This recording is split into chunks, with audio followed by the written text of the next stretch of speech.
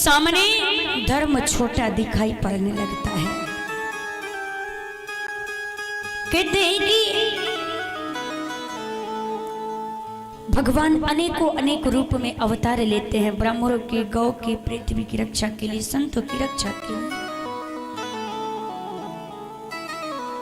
भगवान कहते हैं कि जो आज भगवान के लिए कहते हैं कि हम इतना पूजा करते हैं भगवान का और भगवान नहीं आ रहे हैं, हमारा मनोकामना ही पूरा नहीं हो रहा है, कैसे होगा? भगवान ने कहा था कि गौ, गीता और गोपी जब तीनों का अपमान होगा तो मैं अनेकों अनेक रूप में अवतार लेकर के आऊंगा। आज गौ, गोपी और गीता की रक्षा करने के आज इतने कुठाराघात हो रहे हैं गोपियों पे, गौ पे।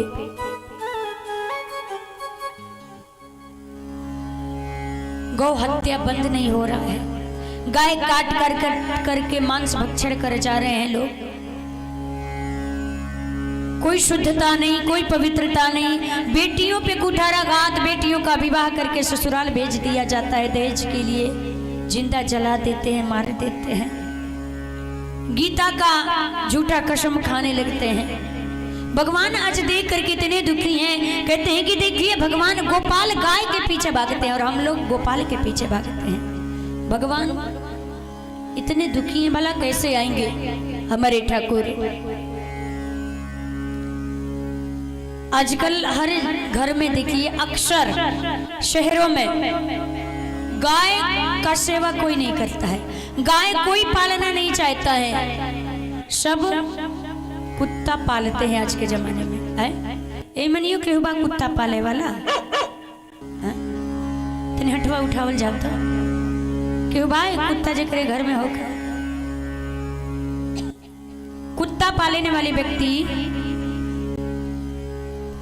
जो लोग कुत्ता पालते हैं, वो चाहे कितना पूजा पाठ, हवन इत्यादि कर लें, कभी उनका पूजा पाठ सफल नहीं होता है।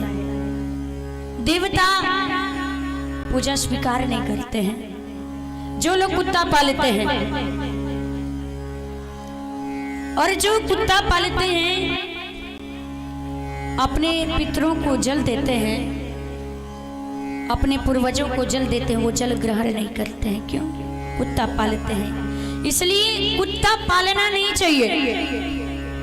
कुत्ते को आप रोटी दे दीजिए, लेकिन कभी कुत्ता मत पालिए। घर में गाय पाल लीजिए, लेकिन कुत्ता मत पालिए।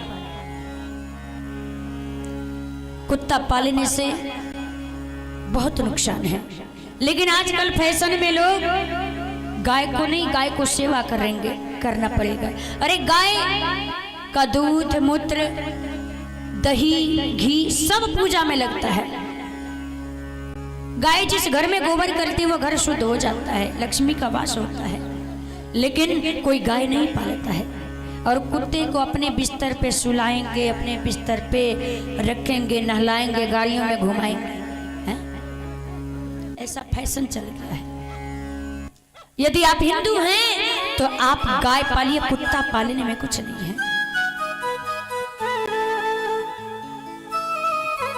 भगवान शंकर माता पार्वती को 5 कारण बताते हैं। कहते हैं भगवान के जन्म के तो कारण बहुत है, लेकिन आपको 5 कारण बताते हैं। पहला कारण बताते हैं जय विजय का कारण। दूसरा, एक जालंधर नाम की वृंदा माता थी। जालंधर नाम का एक असुर था, उनकी पत्नी थी जिनका नाम था वृंदा। तुलसी मैया है ना, वृंदा अपने पति के चरणों में निष्ठावान थी। जालंधर को कोई देवता मार नहीं पाते थे, सतीत्व का कवच पहन करके रखा था। तो एक दिन वृंदा ने कहा, जब देवता आए भगवान के पास तो बोले कि जालंधर को कोई मार नहीं पाता है। भगवान बोले कि आप लोग जाइए, भगवान इधर चल दिए वृंदा जी के पास। वृंदा मैया पूजा में बैठी और जालंधर से कह दी कि आप जब तक युद्ध से जीत करके नहीं आ जाएंगे तब तक हम पूजा से उठेंगे नहीं। पूजा में बैठ गई। इधर भगवान जालंधर का रूप धारण करके आ जाते हैं। जालंधर का रूप धारण करके आए।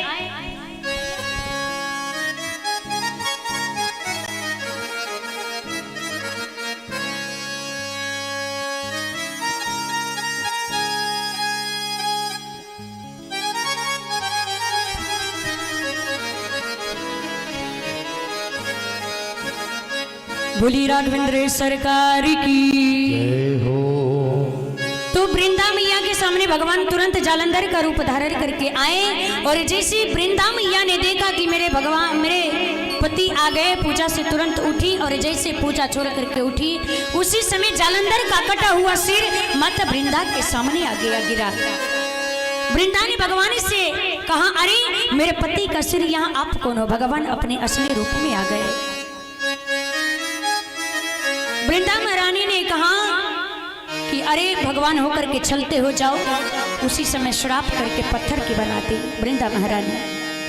उसी समय भगवान पत्थर के हो गए, शालिग्राम भगवान के रूप में।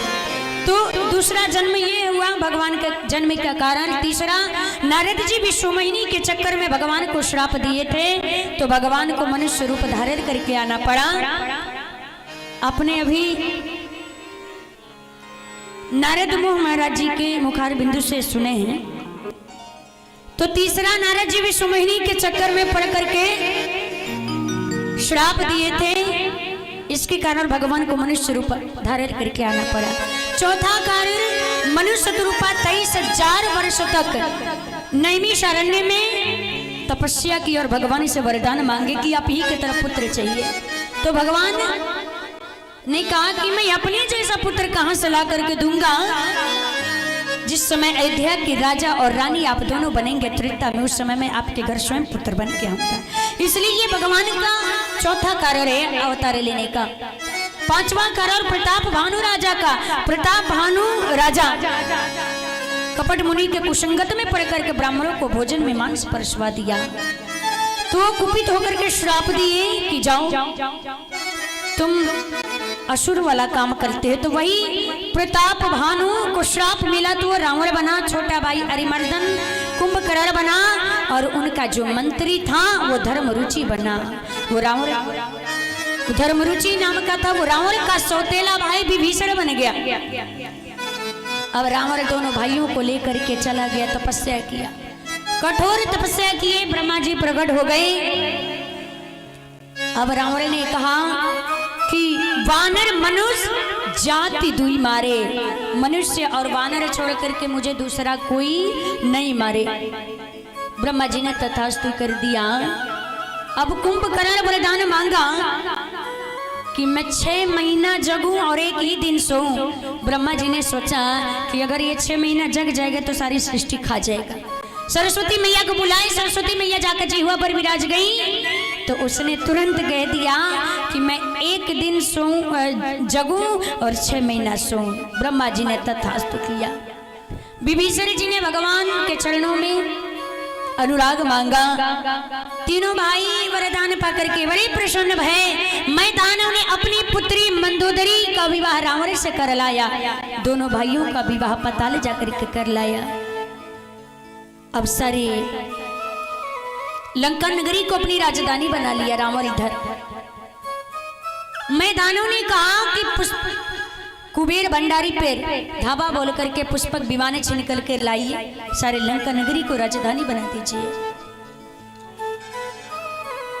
मैदानों के कहने पर रावण आया, कुबेर से पुष्पक विमान छीन लाया, सारी लंका नगरी को राजधानी बना लिया। पर नारियों पे कुदृष्टि डाल करके बंदी बना करके रखता था। माँ नहीं, मात पिता नहीं देवा, साधु सन करवा वही सेवा। साधुओं से संतों से सेवा करवाने लगा। इतना आतंक रावण जो यज्ञ करते थे, यज्ञ करने वाले आचार्यों को बालों को पकड़ करके घसीटते हुए लेकर के आता था। रावण नाना प्रकार के त्रास को देता था। जो वेद मंत्र का उच्चारण करते थे उनके सिर को काट देता था, सारी पृथ्वी रक्त से लाल कर देता था। धरती अकुला करके गौ का रूप धारण करके मुनियों के पास गए, सभी ब्रह्मा जी के साथ में गए। किसी ने कहा कि भगवान बैकुंठ मिलेंगे, कोई कहता है साकेत मिलेंगे, कोई कहता है क्षीरसागर मिलेंगे, लेकिन भगवान शंकर ने कहा कि देवी तेही समाज गिरजा में रहे हूँ, अवसर पर पाई वचन एक कहे। उन्होंने कहा कि भगवान तो प्रेम से प्रकट होते हैं, हरि व्यापक सर्वत्र समाना, प्रेम ते प्रकट हो ही मैं जाना।